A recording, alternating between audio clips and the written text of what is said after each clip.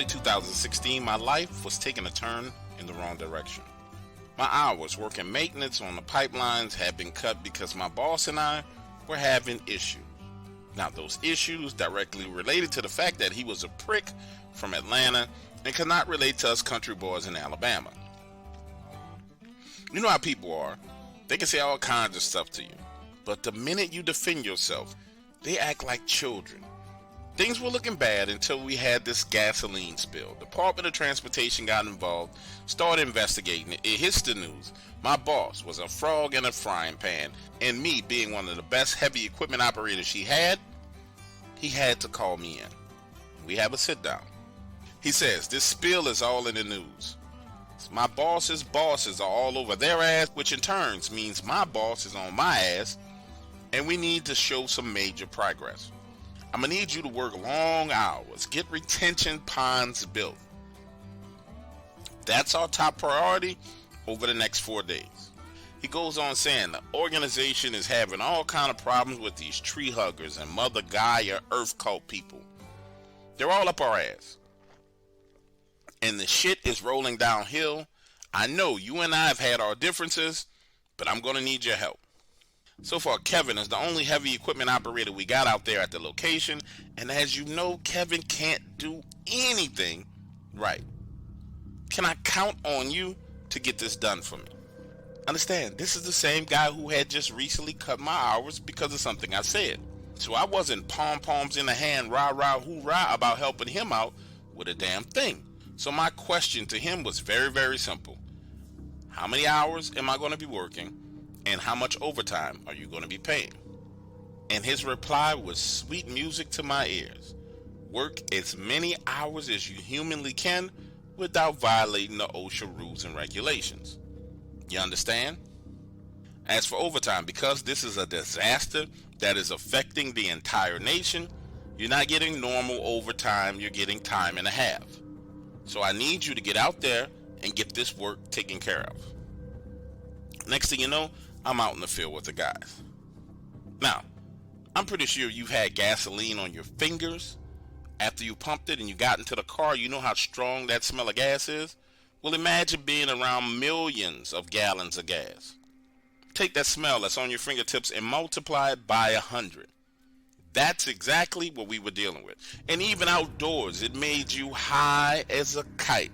Thank God forbid. Understand, this is dangerous work because God forbid there was any type of spark or anything goes down, we got one hell of a fire on our hand. Now let me stop right here for a moment and say, I had never heard of these dogman creatures before this. However, since these events, I've learned a hell of a lot more about these creatures and how they use pipelines and right-of-ways as corridors for their traveling. So let me tell you what happened. Picture this. My job is to dig multiple retention ponds for these million gallons of gas to go into. From there, we can treat the gasoline and we can deal with it. It's myself and 6 other guys. I'm in the digger doing my job, but I noticed Kevin walking past the porta potty into the wood line. Stop here again real quick. That same porta potty that he walked past had been mysteriously knocked over a few hours early. We had to go get heavy equipment and lift it back up. So nobody was going to use that porta potty. So I see him headed over into the wood lines to take a leak. Understand, it's dark outside, but we have generators and we have lights. The lights are around the perimeter of the work site, backed up against the edge of the tree line. So when he goes beyond the lights, it's pitch black. Like I said, I noticed him heading that way, but I continue to do my work. A few minutes later, he comes running out of the tree line, stumbling, pants down on his knees. I can't audibly hear what he's saying because I'm locked inside the cab and the engine is running. He runs over to his truck, hops in, cranks it up, and speeds off. Listen to me. Again, I cannot hear what's going on outside, so I'm thinking to myself, okay, he went over to the woods, he had to take a pee, maybe he got to take a shit, so he took off. But that's when I see the look on the other guys' faces. But again, I still can't hear over the sound of the engine and the generator that's going outside. So I turn it off and climb out. That's when you hear this screeching sound coming from the woods that converts into a howl. I mean, like this high-pitched screech that keeps going and then changes pitch completely and ends in a howl. Not a wolf howl, but like a werewolf howl from a freaking movie. It was crazy. We're all standing there like, what the hell is going on? It happens 2 more times and then it stops. A few minutes later, we get together, have a tailgate meeting trying to discuss what the hell happened. Now we're all standing at the tailgate of one truck, cell phone on speaker, calling the guy over and over and over who just left, but it keeps going to his voicemail. Afraid, we all stay together for the next 15 minutes, but nothing else happens, so we go back to work. Listen to me, my hours have been severely cut, so everyone is leaving. It's 5:15 a.m., the next crew comes at 7 a.m., but I need the hour. So I take a break, hop in my truck, and lay the seat back. My plan was to get 3 hours of sleep and then go back to work. So now, I'm there, all alone, in a truck, it's running, I'm sleeping, door locked. Listen to me, I wake up at 6:45 a.m., just scared, I mean frightened out of my mind, eyes wide open, looking left and right. I wasn't having any nightmares, I wasn't having any dreams. Now, listen to me, I'm not even sure why I even woke up this way. I can't even confirm to you that I heard something or smelled something or something touched my vehicle. But I just remember waking up deathly afraid. Like everything inside my spirit and my soul was afraid. And again, I'm not one of those people who has dreams or nightmares. When I go to sleep, it's just pure darkness and sleep. And you know how it is when you first wake up from your sleep, you open your eyes, sometimes you got crust in your eyes, but most of the time your vision is slightly blurred. Well, that didn't happen. I popped straight up, eyes wide open, seeing everything around me. The sun wasn't even all the way up yet, but there was a little bit of light outside. Now it's important that I phrase this to you correctly, because again, I had just woken up out of my sleep. But like I said, I was completely terrified. I believe I saw this wolf walking on 2 legs right next to the porta potty over there by the tree. It walks up to the porta potty, sniffs it, bumps it, stands there for about 30 seconds, then walks into the woods.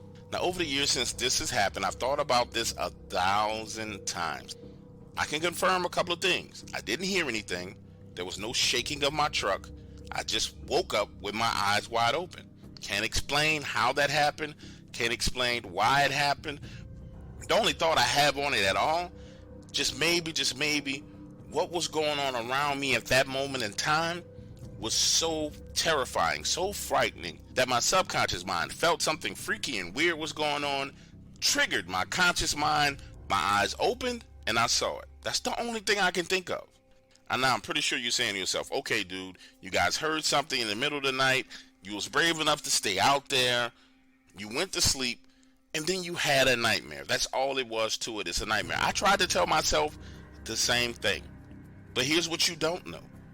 While I was sitting there, eyes bucked wide open, I saw this thing, bumped the porta potty, walk into the woods. I cracked the window just to make sure I was awake. The smell of gas hit my nose. I remember the smell of the gas. I wasn't asleep. So now I'm driving. I know what I saw was real, but I didn't want to, deal with it. Mentally, I didn't want to deal with that kind of shit. You can call it fight or flight. You can call it whatever you want. But I just needed to get away. But what I do know is what I saw was taller than the freaking porta potty. And I just couldn't mentally deal with that. So I decided to go get me something to eat, put some food in my stomach. That's when my boss calls me, asking me where I'm at. I'll tell him I'm getting a bite to eat. He tells me he needs me back at the site because the first guy who left last night had an accident.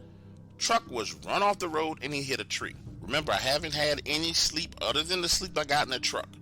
So I tell my boss, look, I'm going to get some coffee in me, some more food in my system, and I'll get back out there. Now I finish my breakfast, head back over there, and get to work.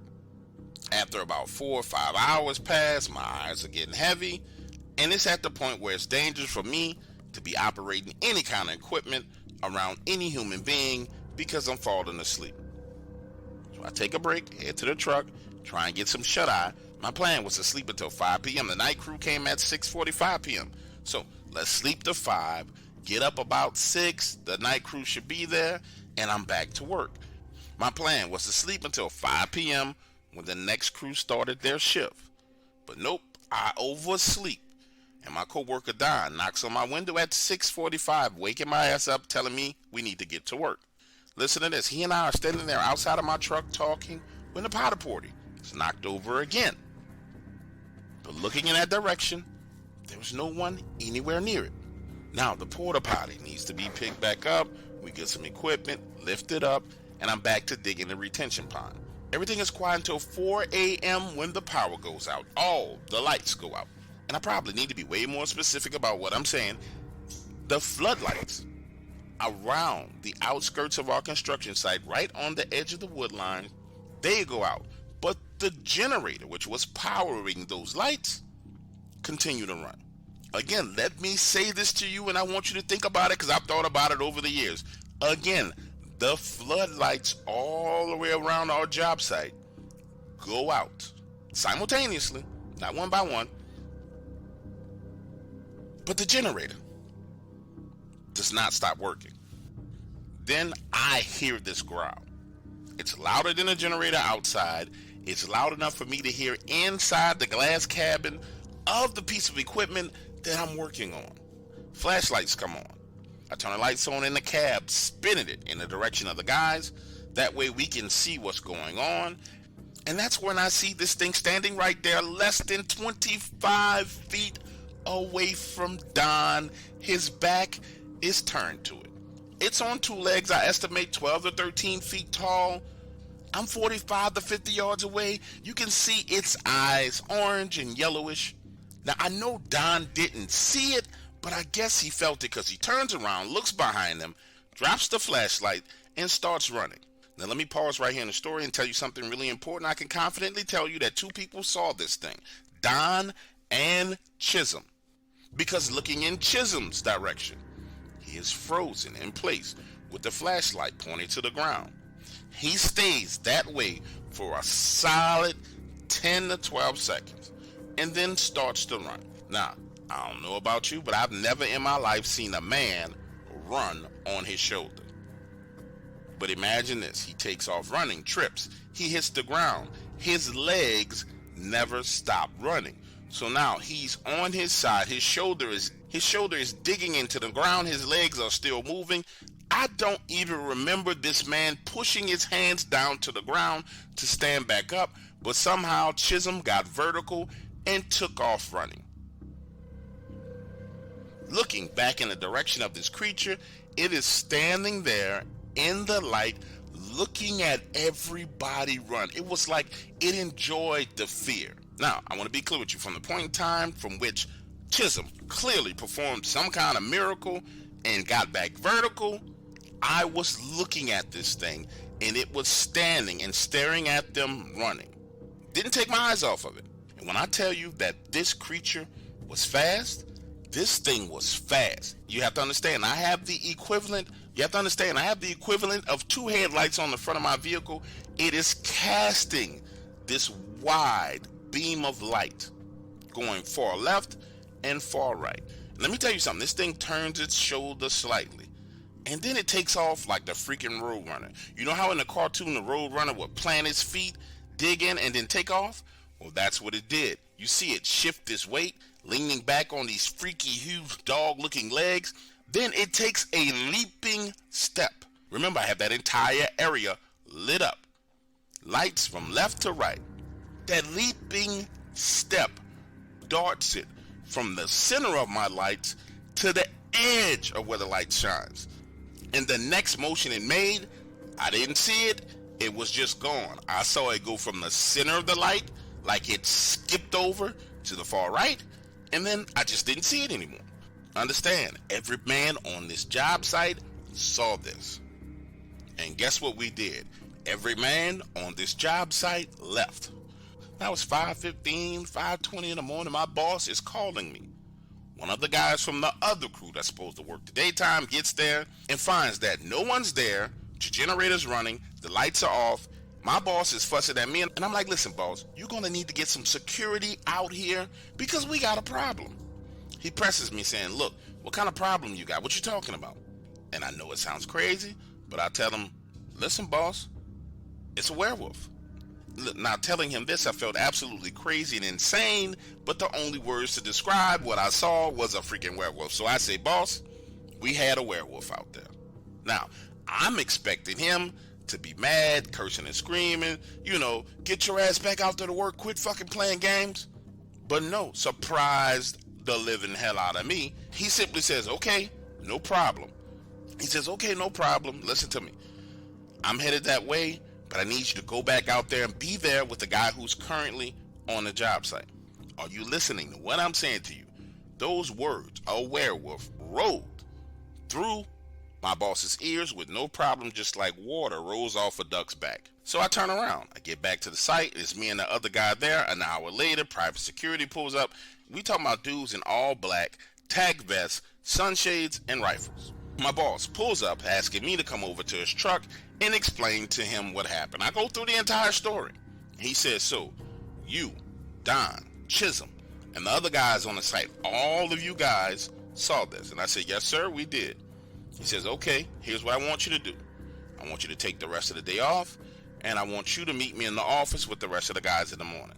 So 8 a.m. the next morning, we're all in his office, and he says, you cannot talk about this. Not that you're crazy, not that you were hallucinating, not that it wasn't real. His exact words are, you cannot talk about this.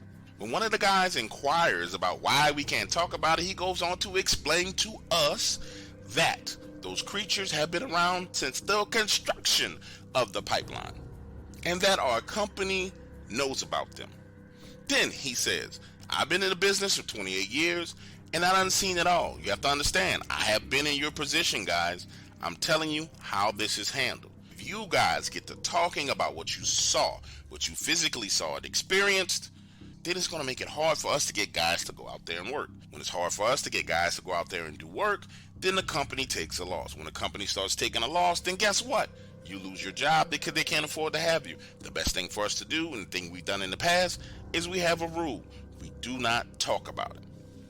Then he opens his drawer and takes out this metal lockbox. Opens up that metal lockbox and pulls out $15,000 cash and starts handing out cash to us like it's freaking Christmas. His exact words, as he handed everybody cash, was, taking this money means you keep your mouth closed. Opening your mouth about this again means that I'm going to have to fire you. I want you guys to go back to work. There will be security. We need to get this job done. So we take the money, go back out, finish the job, and he's right, not a peep out of these things. But get this, as the job is coming to a completion, I'm out on site taking a break. My boss is out there. We hop in his truck. We're sitting there talking.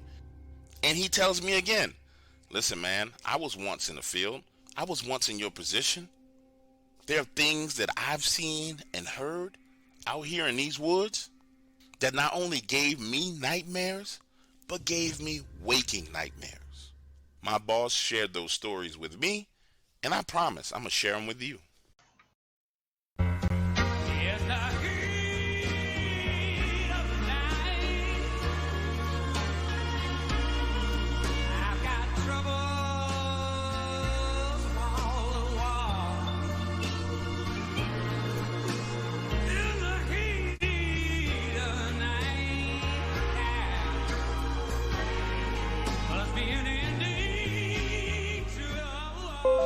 So back when this happened, I had no clue what this thing was.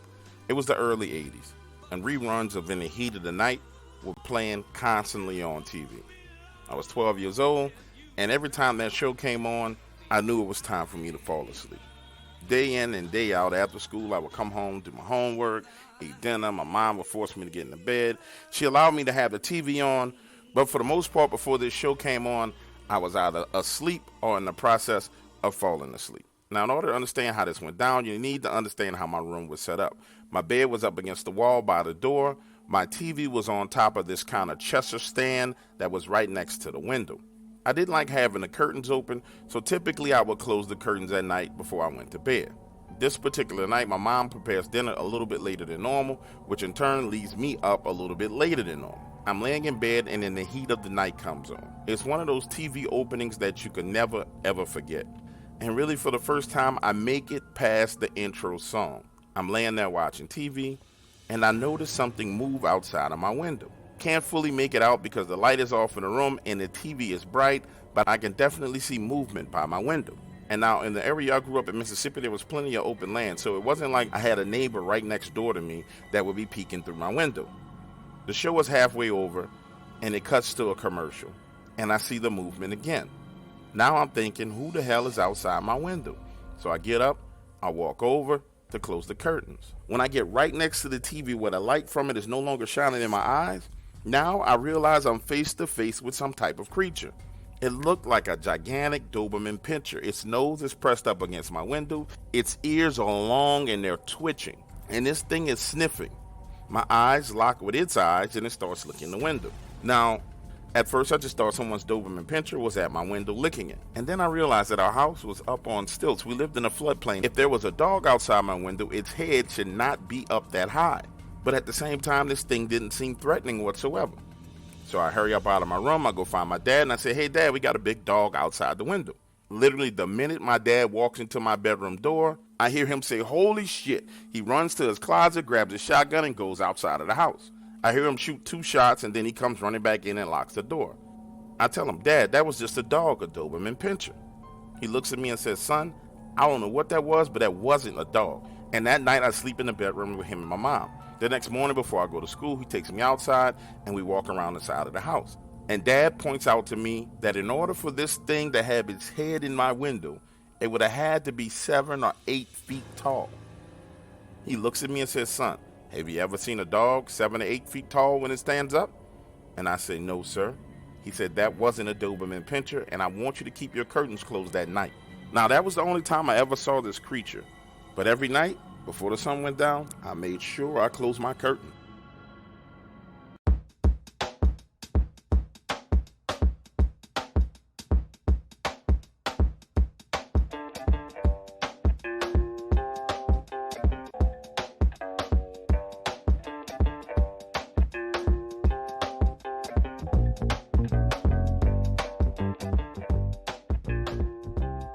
My Dogman encounter happened when I was a senior in high school. This was senior skip day and everybody was excited about the bonfire that we were having that night. Imagine the scene, me and my boy Rex spend the whole day trying to bribe his older brother into going to the liquor store and getting us liquor. After about 6 hours of talking to his brother and pleading and begging with him, his older brother goes to the store and buys $200 worth of liquor, enough for us to bring to the bonfire and be the center of attention. Now let me be clear with you, the reason why I needed to be the center of attention is because of Ella.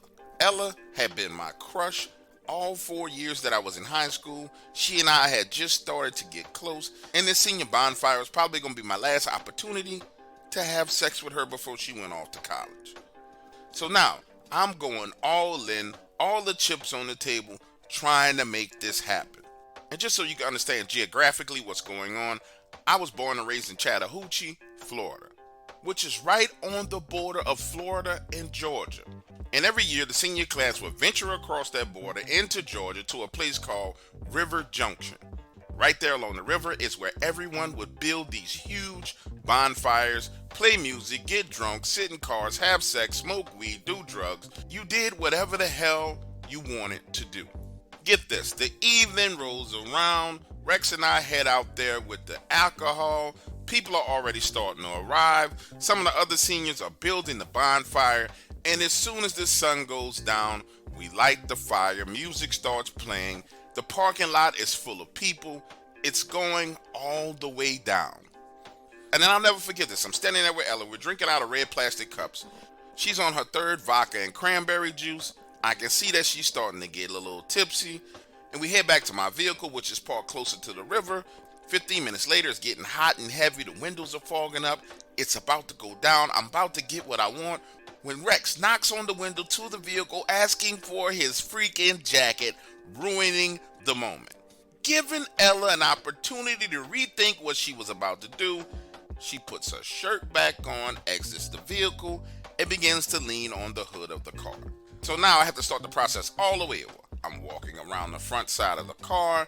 I grab her by her hand, spin her around, lean my butt up against the front of the car. I'm looking her in her eyes, telling her how much I like her, how beautiful she is, complimenting her chin, her ears, her nose. When Ella's eyes unlock from mine and begin to stare off behind me. The first time she did it, I thought it was weird, but I got her attention back. But over the next 2 minutes, her eyes keep darting away from me to something behind me. Now remember, we're both partially drunk. I'm a teenager, my hormones are raging. I have one hell of a boner standing there holding her by her waist, pulling her body into me, and she's not paying fucking attention. So I say, Ella, what is wrong? That's when she says, I think I see some dogs over there in the tree line. Shifting my body and her body to the side, turning my head to the left and looking into that tree line, I see exactly what she is talking about, and that is not a freaking dog. I don't know about you, but I've never seen a dog the size of a freaking moose. This was a black, super furry, nappy-haired dog the size of a moose. Now I'm standing there thinking to myself, okay, maybe you had too much of this vodka, and she's damn sure had too much of this vodka. So I turn completely around, squaring myself up with it to take a second look. And yes, indeed, it is a big black dog, literally the size of a moose, moving amongst the trees towards the river. Now back then I knew absolutely nothing about Dogman. Only thing I knew was that shit wasn't normal at all. So I grab Ella by the hand and slowly start working my way back over to the bonfire where the rest of the people are. Now when I get back to the bonfire, my friend Rex is drunk off his ass, talking all loud. He comes over, puts his arm around the two of us and says, I'm sorry. I know the two of you were trying to get a good nut in that car and I knocked on her door. I'm sorry. You should go back to the car and finish what you started. Now, she starts to tell Rex about the giant dog over in the woods, and now Rex's drunk ass is headed in that direction. And I'm holding his arm trying to stop him. He says, let me go. Let me go. Don't try and tell me what to do. I ain't no dog that big. Let's go look at the puppy. I want to see the puppy. And I'm saying, Rex, this is not a puppy. Puppies are not as big as mooses. Rex, come your ass back over here by the fire. Let me go. Let me go. Rex gets over to my vehicle right by the front bumper. Next thing you know, he turns around, hauling ass, running in our direction, and he ain't drunk no more. He's pretty freaking sober at this point in time. He says, bro, we need to go. We need to go, bro. There's a giant fucking wolf over there, bro. We need to go. Come on, let's go. Understand, this is a huge party. Music is blasting. Rex is making a damn fool out of himself because he's so afraid. And I think his fear caused Ella to start to sober up as well, because the next thing you know, she's talking about leaving the party too. Remember, my whole objective was to have sex with Ella. Next thing you know, the three of us are in her car leaving. We have left my car in that spot. I'm the least drunk person of us all. So now we're trying to travel back across state lines into Florida, drunk as hell. We drop Rex off at home, and Ella and I head to Heritage Park, which is nowhere near as private as where we were before. And make a long story short, I didn't get none. A couple of weeks after graduation, Ella is gone, and I literally never see the girl ever again.